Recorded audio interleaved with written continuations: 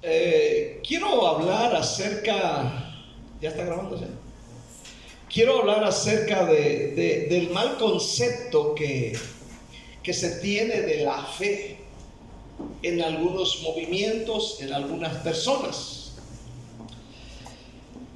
Amén. Hoy en día hay en muchos cristianos, hermano, una mala interpretación de lo que es la fe, porque en el nombre de la fe se han hecho muchas tonterías.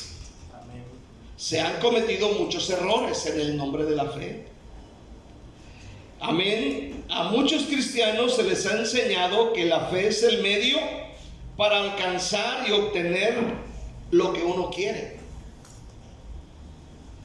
y que con la fe puedes hacer milagros y maravillas, y que los cristianos hasta pueden convertirse en una especie de semidioses, porque ellos pueden hacer con la fe lo que ellos quieran.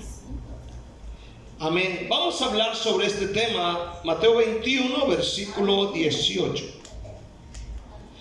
Mateo 21, 18. Mantenga su Biblia en ese lugar. Amén. Con su separador, o póngale un billete de 200. Amén. Ahí en medio. Dice: por la mañana, volviendo a la ciudad, tuvo hambre, y viendo una higuera cerca del camino, vino a ella, y no halló nada en ella sino hojas solamente, y le dijo: nunca jamás nazca de ti fruto. Luego se secó la higuera. Viendo esto, los discípulos decían maravillados: ¿cómo es que se secó enseguida la higuera? Respondiendo Jesús les dijo: de cierto os digo que si tuviereis fe y no dudareis, no solo haréis esto de la higuera, sino que si a este monte dijeres: quítate y échate en el mar, será hecho. Y todo lo que pidieres en oración creyendo, lo recibiréis. Amén. Que Dios nos ayude a entender. Dígale: Dios, ayúdame a entender. En el nombre de Jesús, revélame tu palabra. En el nombre de Jesús. Amén. Aleluya. Una mala interpretación de lo que es la fe, así se llama el tema. Una mala interpretación de lo que es la fe. Primeramente vamos a comenzar con qué es la fe, ¿verdad? ¿Qué es la fe? Aleluya. Uno escucha por fe, la fe aquí, la fe allá, la fe más allá, y tantas cosas que escucha uno de la fe. ¿Qué dice Hebreos 11:1 al respecto? Hebreos 11:1 dice: es pues la fe, la certeza de lo que se espera, la convicción de lo que no se ve. Entonces yo traigo otra traducción aquí escrita que dice: fe es confiar en Dios, es estar totalmente seguro de que uno va a recibir lo que espera, es estar convencido de que algo existe aun cuando no podamos verlo. Esto dice la traducción lenguaje sencillo. Si usted trae otra traducción, ¿verdad?, usted lo va a entender mejor. La fe, hermano, no es un superpoder en la vida del cristiano. No es un mega poder, amén. Y tampoco hay niveles que tú digas: no, es que aquel tiene una fe hasta acá arriba y yo la tengo así de pequeña. La fe es una total confianza en Dios. La fe consiste en estar seguros y esperar en lo que Dios ha prometido. Oiga bien, en lo que Dios ha prometido, dije, en su palabra, no en cosas que yo me voy a inventar. Amén. ¿Cuántos me entienden? O sea, Dios no puede ir en contra de su palabra. Y esto es vital entenderlo. Dios no está obligado a hacer algo que Él no ha prometido en su palabra. ¿Sí me entiendes? Usted puede ver un árbol torcido y pararse frente al árbol y decirle: árbol torcido, enderézate. Eso no está en la voluntad de Dios. Aunque usted me podrá decir: no, es que Dios lo puede hacer. Claro que Dios lo puede hacer, pero Dios no ha dicho que va a enderezar árboles. ¿Cuántos dicen amén? Él va a enderezar personas que andan mal. ¿Cuántos dicen amén? Aleluya. Imagínense al Señor por el bosque: árbol, enderézate, árbol, enderézate, árbol, enderézate. Estás mucho eco, estás muy escucho, necesitas alivianarte. Mateo 21, versículo 18, amén, dice la palabra de Dios, si lo leemos con claridad, dice: por la mañana, volviendo a la ciudad, que tuvo hambre, y viendo una higuera, ¿verdad? Aleluya. Dice: vino a ella y no halló nada en ella sino hojas solamente. O sea, aparentemente pues tiene fruto, pero vemos que solamente tiene hojas, pero no había fruto. Algo está pasando por dentro del tallo de la higuera para no tener fruto. Estaba frondosa, estaba bonita, pero no había frutos. Y dijo el Señor: nunca jamás nazca de ti fruto. Luego se secó la higuera. En el versículo siguiente dice: viendo esto, los discípulos decían maravillados: ¿cómo es que se secó enseguida la higuera? Entonces Jesús respondiendo dijo: de cierto os digo que si tuvieres fe y no dudares, no solo esto haré, no haré solo esto de la higuera, sino que si a este monte dijeres: quítate y échate en el mar, será hecho. Algunos dirán: ahí está, hermano. Así como Jesús al maldecir esa higuera se secó, nosotros con la fe podemos mover montañas.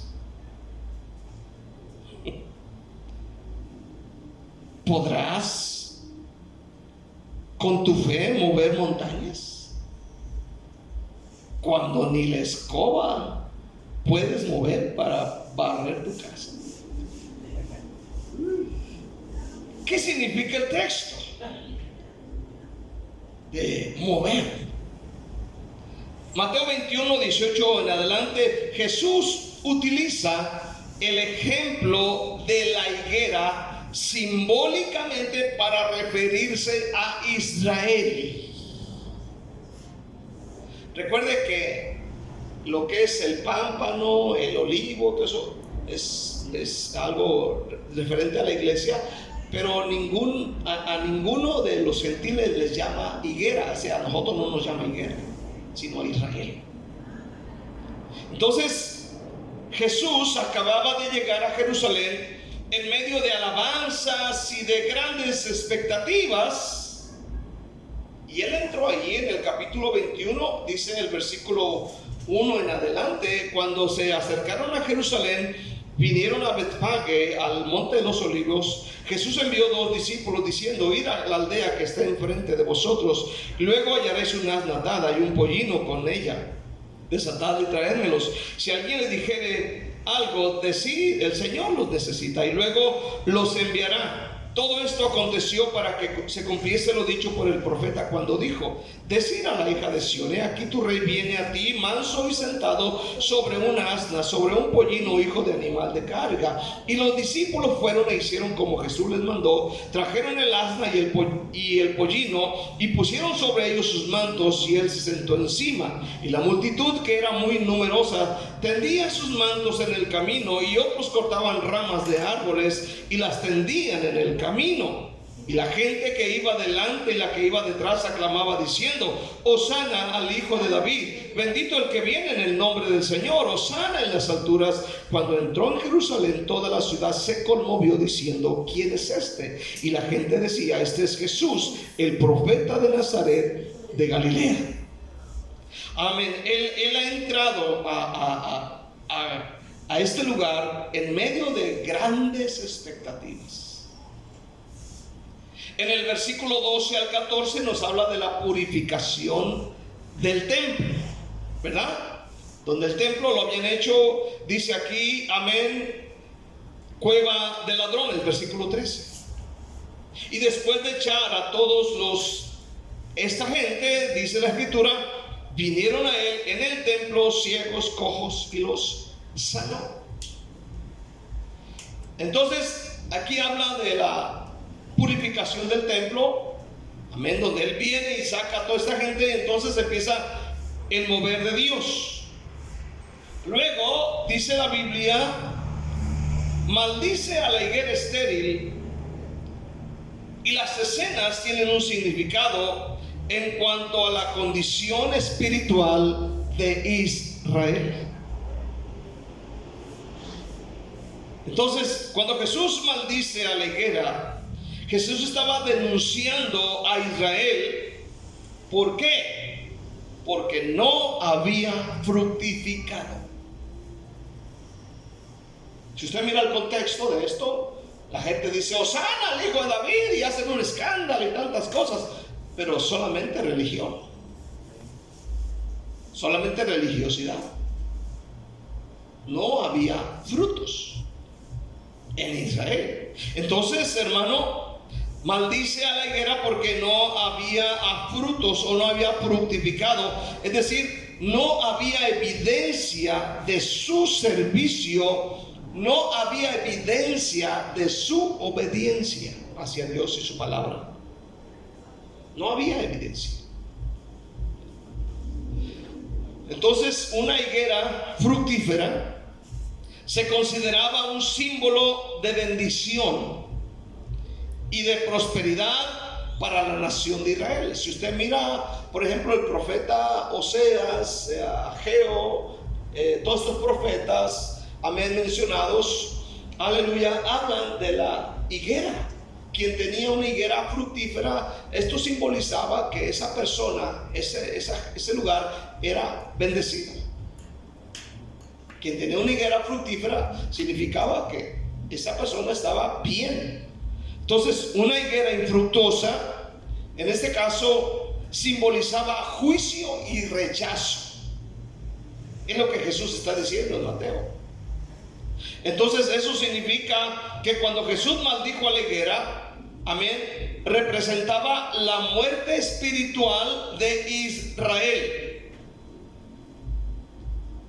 que aunque eran muy religiosos externamente, espiritualmente estaban, amén, estériles debido a su pecado de rebelión y de desobediencia.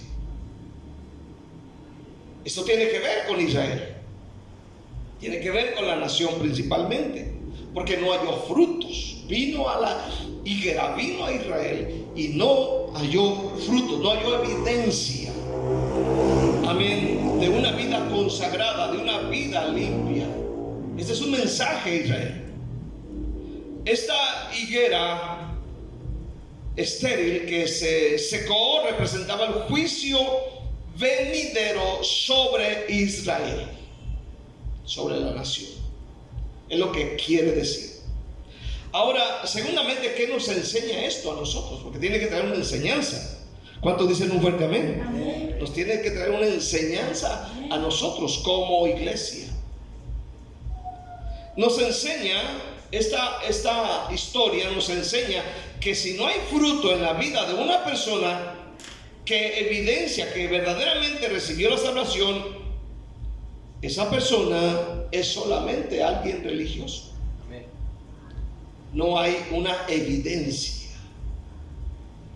Amén. Así pasó con los israelitas. Demostraban celo por la ley. Eran celosos de la ley. Eran celosos.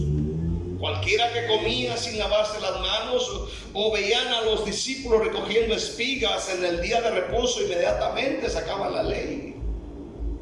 Cualquier cosa. Aleluya. Pero con hechos ellos negaban que realmente conocían la ley. Entonces lo que enseñaban y decían no lo vivían. Recuerden Mateo 23. ¿Se acuerdan de Mateo 23? Que Jesús les dijo que los rabinos, ¿verdad? Mateo 23:1 dice: entonces habló Jesús a la gente y a sus discípulos diciendo: en la cátedra de Moisés se sientan los escribas y los fariseos. Así que todo lo que os digan que guardéis, guardadlo y hacedlo, mas no hagáis conforme a sus obras, ¿Por qué? Porque dicen y ¿qué? Y no hacen. O sea, eran celosos, eso sí. Eso me recuerda a mucha gente que de repente vas a la iglesia y no usan en tu iglesia un trapo en la cabeza. ¡Qué pecado! El pastor usa pantalones de lona. ¡Uy, no! Usa tenis. ¡Uy, no! Hay iglesias así. ¿Cuántos dicen amén? Había una señora que llegaba a la iglesia, aleluya, venía otro movimiento, y como no llevaba pañoleta para ponerse, me acuerdo que sacó una servilleta sucia y se la puso en la cabeza. Ahí está con la servilleta cuadrada sucia aquí en la cabeza. O sea, cosas religiosas, y la gente se queda viendo y dice, ¿y esto qué onda pues? ¿Cuántos dicen amén, verdad? ¿Qué onda con esto? Cuando realmente lo que Dios busca es el corazón. ¿Cuántos dicen amén este día? Amén. Que a veces puedes tener la pañoleta bien blanca, pero el corazón bien negro, bien sucio, bien pervertido. ¿Cuántos dicen amén este día? Entonces, hermano, escuche bien. ¿Qué dice Mateo 7:20?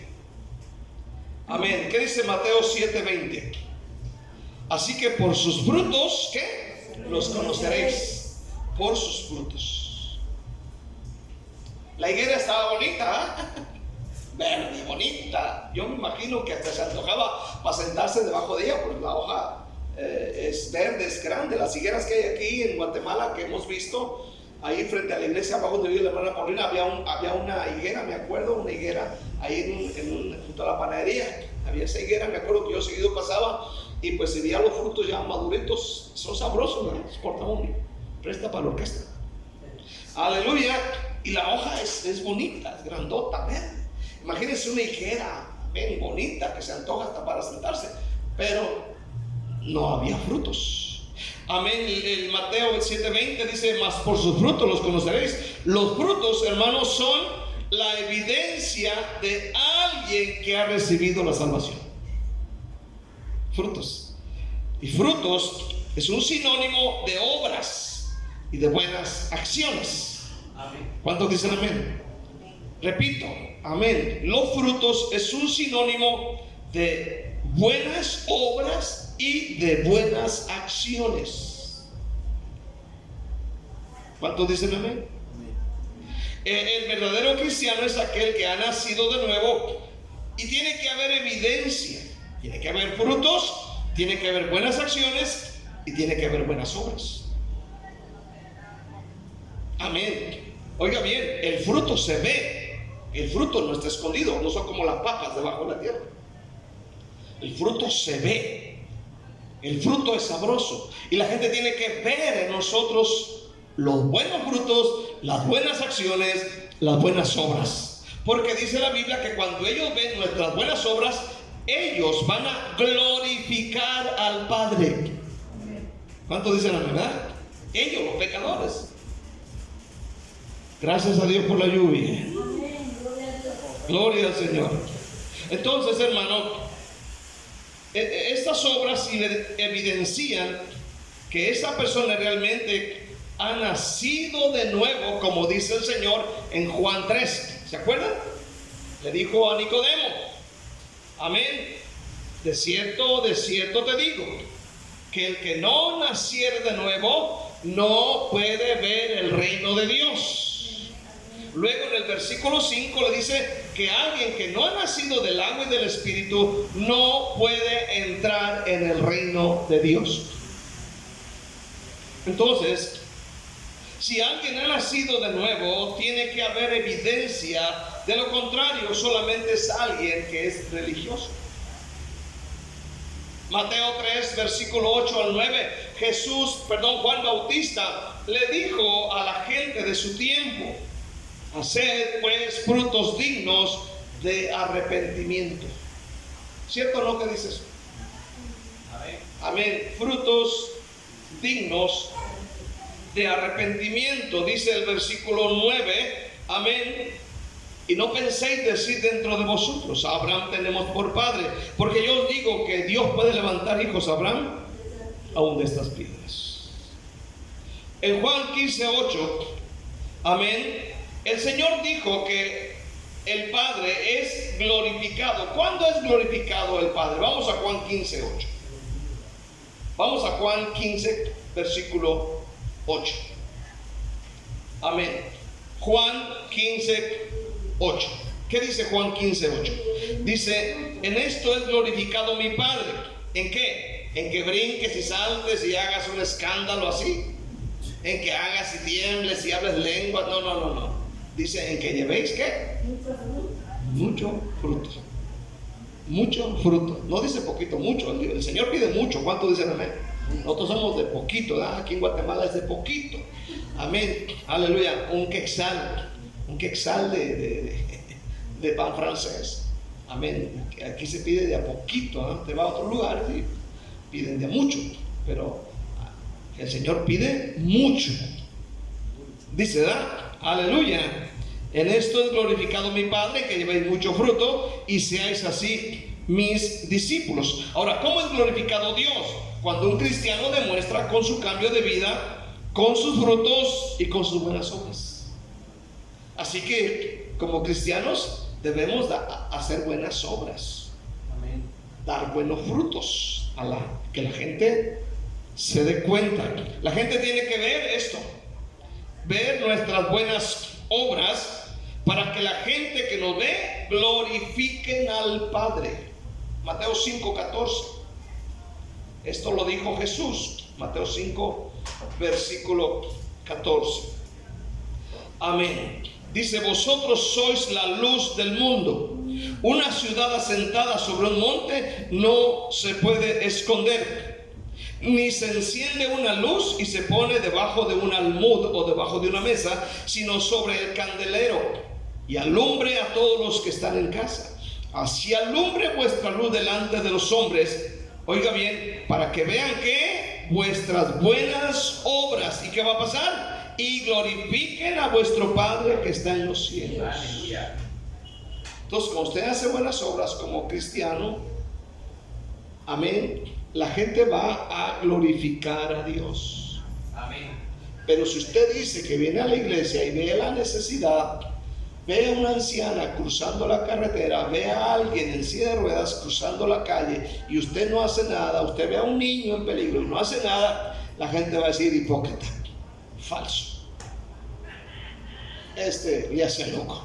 En su iglesia brinca y salta y habla aquí y habla allá, pero bien, no puede ayudar a la gente. Pero cuando la gente mira que nosotros ayudamos, la gente glorifica a Dios. ¿Cuántos dicen amén? Amén. Y se trata, hermano, de que no seamos una vergüenza para el evangelio. Se trata de ser bendición. En muchos cristianos no hay buenas obras, y por eso mucha gente no quiere saber nada de iglesia, nada de Dios, nada de congregación, nada que tenga que ver con la Biblia, porque han visto a gente que no da buenos frutos. Y dice: para ser como mejor me quedo en la casa. Estoy mucho mejor que él, porque yo ni café tomo. Amén. Yo ni fumo, y mira cómo anda.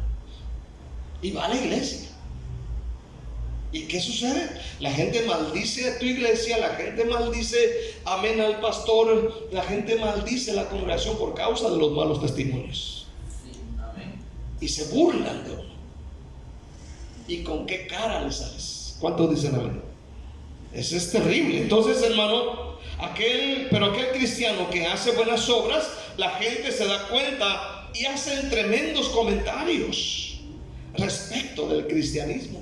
Yo me he encontrado con personas que me dicen: no, vive un cristiano a la par y es excelente persona, siempre está al tanto de nosotros, siempre nos saluda, siempre está al pendiente. Hermano, es una bendición donde hay un verdadero cristiano. ¿Cuántos dicen amén? ¿Cuántos dicen amén? Tengo que regañar para que digan amén. Quiero ver por último: la higuera se secó. Hay una canción que canta Tony Sauceda, ¿ya? Jesucristo fue a la higuera, buscó fruto y no lo halló. Al momento la maldijo y la higuera se secó. Se secó, se secó. Ya la higuera se secó. Cuando Jesucristo venga oiga y no encuentre fruto en mí, y al momento me maldiga, ay Dios, ¿qué será de mí? ¡Ay!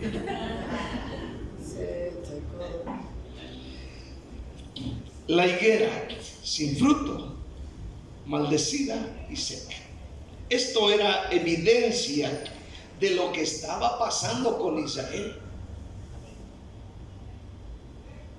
Amén. Mateo 21:21, ¿qué dice?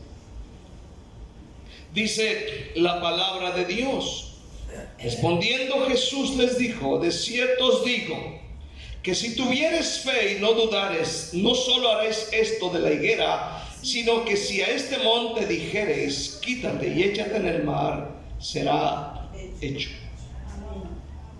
Aquí Jesús, después de maldecir a la higuera, Jesús no está enseñando, oiga bien, Jesús no está enseñando que podemos hacer con nuestra fe lo que queremos o lo que queramos. Hay registros en la Biblia de que algún profeta, apóstol o siervo, hombre de Dios, que haya movido una montaña. No la hay. No la hay. Un día escuché a alguien decir, sí, miren, la montaña que estaba atrás de nuestro templo, amén, se movió porque metieron máquinas.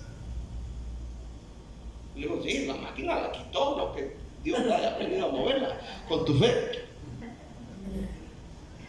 Aleluya. Ahora, en la Biblia no encuentras a nadie en absoluto que haya dicho al cerro ahí del volcán de fuego, muévete, quítate, sécate, no eches humo. Ahora, entonces, ¿cuál es el propósito de la enseñanza de Mateo 21 y versículo 21? Muchos cristianos agarran este versículo para hacer toda clase de tonterías. Por fe cometen muchos errores. Por ejemplo, por fe se endeuda y no pueden pagar. Por fe, me voy a levantar por fe. Voy a pedir un préstamo al banco. Voy a sacar una tarjeta de crédito. Por fe lo voy a hacer. Y pasan años y años sin poder pagar la deuda.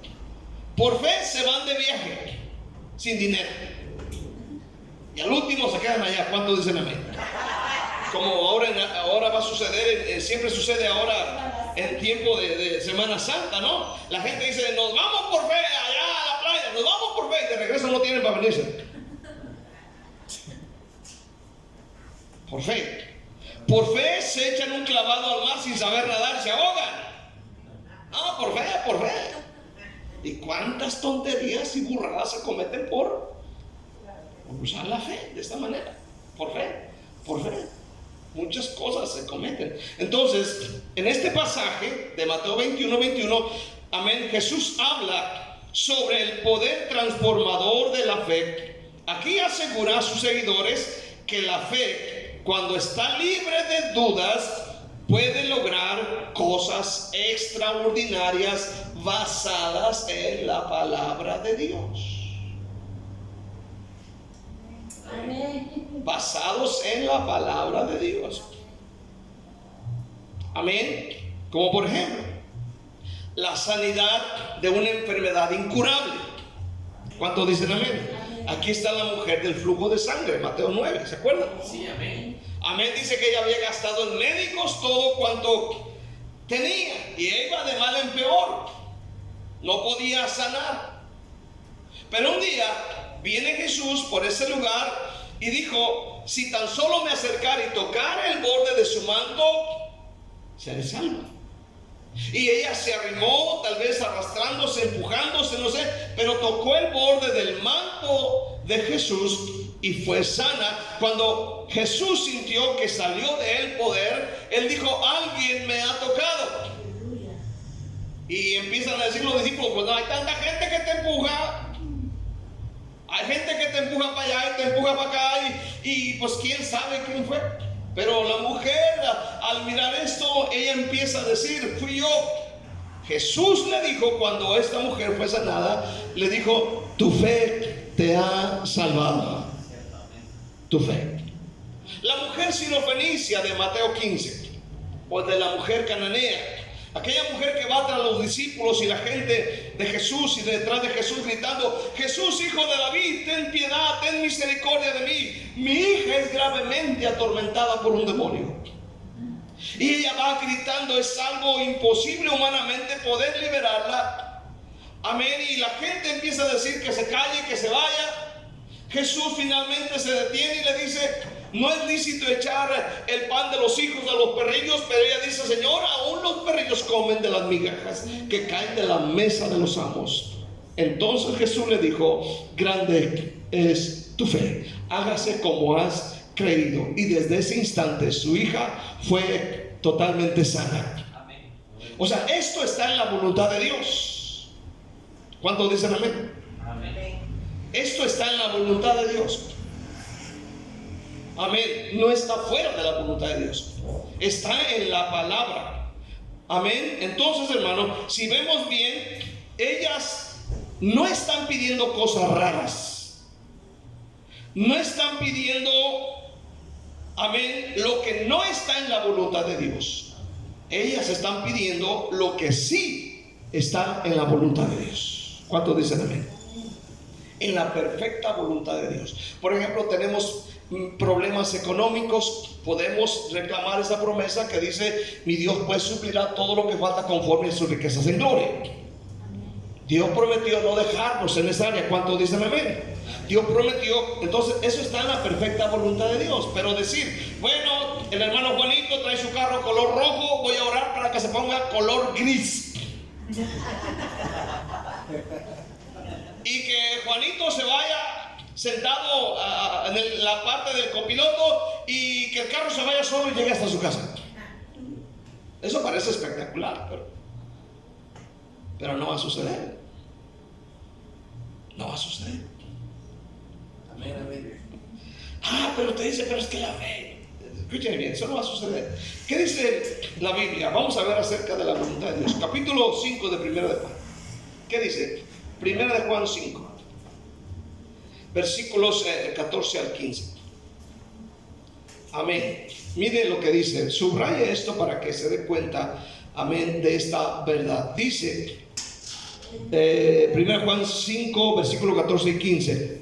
Y esta es la confianza que tenemos en Él, que si pedimos alguna cosa conforme a ¿qué? A su voluntad, ¿Él qué? Nos oye. Y sabemos que Él nos oye en cualquiera cosa que pidamos. Sabemos que tenemos las peticiones que le hayamos hecho. Pero note bien que dice: sabemos, amén, aleluya, dice la Biblia, si pedimos alguna cosa conforme a su voluntad, lo que está escrito aquí. Amén. Entonces, las mujeres que leímos, amén, ellas no están poniendo la fe en la fe, sino en el Señor, que tiene poder para hacer milagros por medio de la fe. Entonces, esta enseñanza no se trata solo de realizar actos milagrosos, sino que es un llamado a confiar en el poder y la presencia de Dios en todos los aspectos de la vida. No está diciendo que vas a mover, te la vas a llevar la vida moviendo cerros de un lado a otro y cosas que no van en la voluntad de Dios. Amén. Dios nunca está en contra de su voluntad. Dios, llévame al cielo como llevaste a Pablo. Eso no está en la voluntad de Dios.